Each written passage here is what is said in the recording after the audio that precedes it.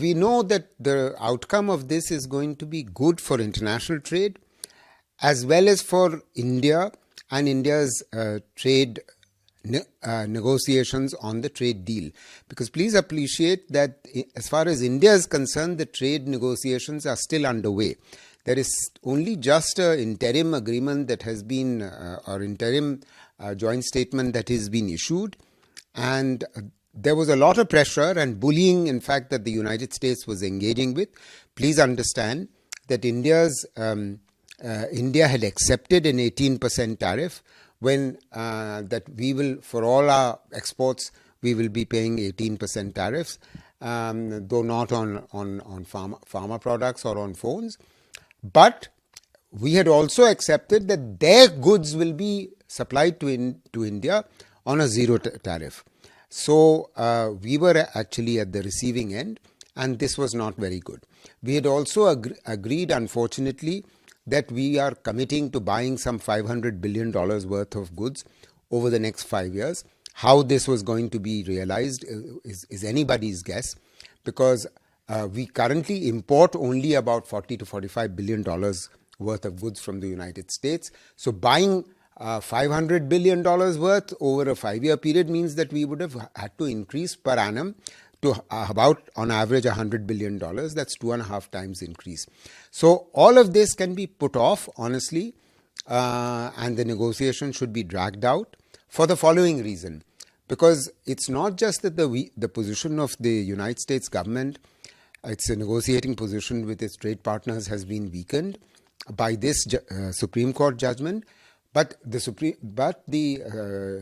Trump administration's political position within the United States is likely to be weakened as the months proceed, because it is likely to lose both the Senate as well as the House of Representatives, because the midterm elections are about to happen later this year.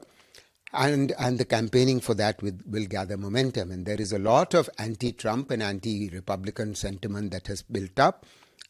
Trump has very poor approval ratings in the United States, and therefore he is likely to lose.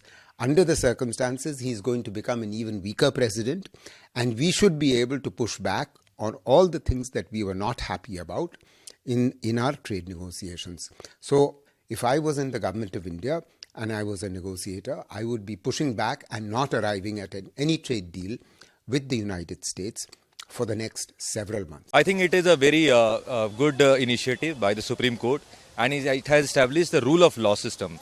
I think the rule of law system has been established by the Supreme Court ruling, and if we talk about the Indian economic terms also, I think it's going to benefit India in a nicer way, and I think our trade is going to boom, and definitely will have a better time of trade with the United States. I think this has given the Supreme Court ruling, as I have said earlier also, the rule of law plays a very important role in economics, working rule of the economics, and by this the court has reaffirmed that no other country can be dominated by their rules, and it will have a very fundamental and good impact when it comes to the trade, our companies and our trade with the United States of America.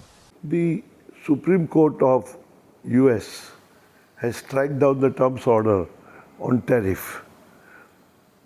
They have stated very clearly that he does, under the emergency powers, he does not have powers to impose tariffs.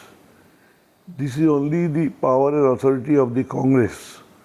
The US Congress has to take a decision and a call whether it is in the interest of the US or not.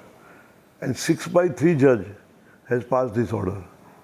Now, the 25% tariff and the other additional tariff, as per this order goes, he has levied another 10% special duty, which he can do and which he has levied. But there is no formal order.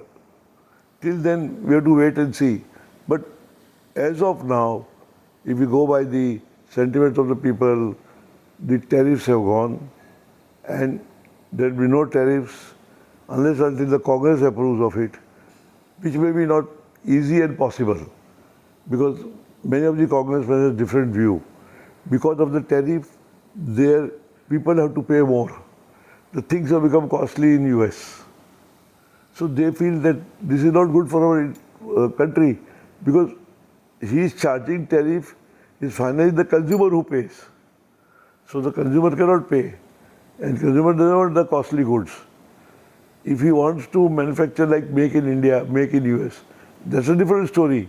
Then he has to incentivize the industries in US rather than imposing tariff on others or giving various innovative ideas, various support to the industry and trade to manufacture.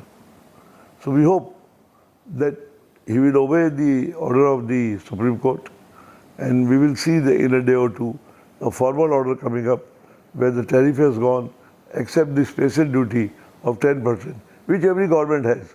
That is anti-dumping duty. Then secondly, the court has said you can levy some duty, you can ban some goods, put embargo if they are not good for the country. But it is not like that. He is importing also. So when he is importing, there is no question of the goods being bad and goods not being acceptable. So embargo they can put under the special emergency because if that food or something is dangerous for the country or the material is dangerous for the country, but that is not the case. So we hope that in times to come it will be a win-win situation for both.